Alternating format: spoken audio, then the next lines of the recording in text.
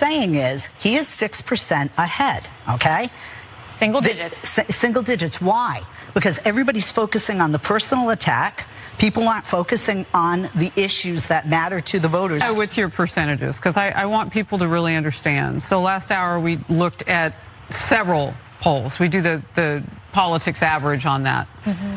Fetterman's up by 1 percentage point. And CBS News Battleground Tracker poll, Pennsylvania Senate contest narrows. This is just from a few hours ago.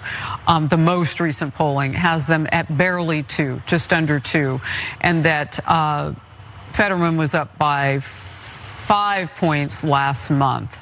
So, yeah, I don't see 6 anywhere. I know you can find an outlier, but that gets averaged in, and it's 2% or under. It is squeaky tight, Leslie.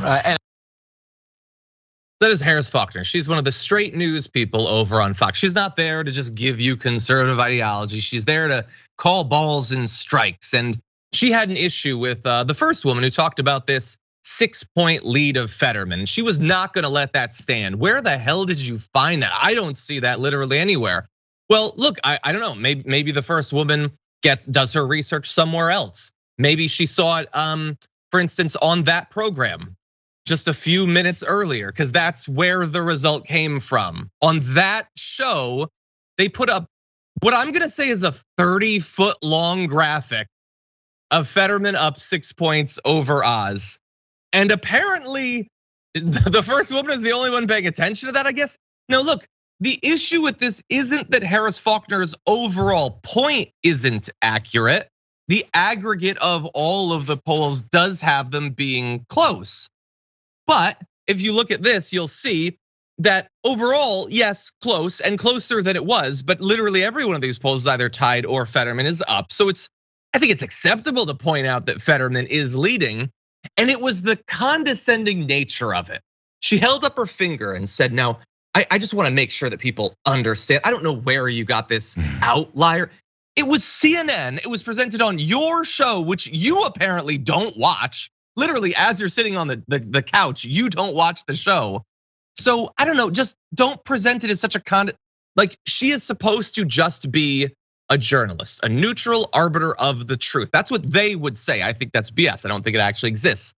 But when you present the information in that way, that condescending, smug tone, that it's ridiculous to think he could be up by 6, that is not being a neutral arbiter. That is opining, while still trying to maintain the idea that she is above all of these mere pundits. She floats above them. She's not weighed down by ideology or anything like that. And it just isn't the case in case after case.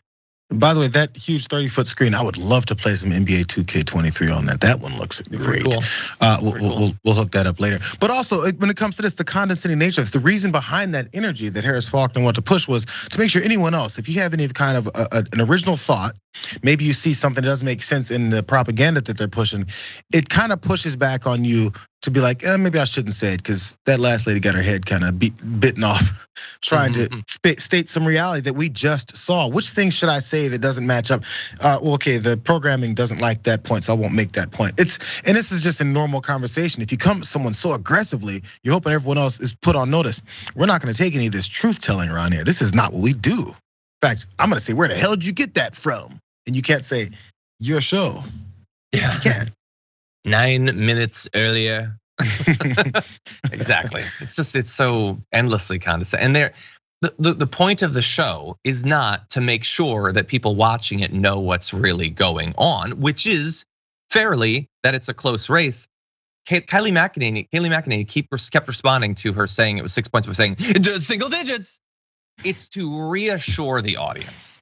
The hosts, all 5 of them together, they take the viewer through the TV and they hold them and they stroke their head and they tell them that nothing bad will ever happen. And if something bad does happen, it didn't really happen. It was rigged and it was stolen and you're great and every one of your beliefs is just the best. That's the point of the show. It ain't about truth.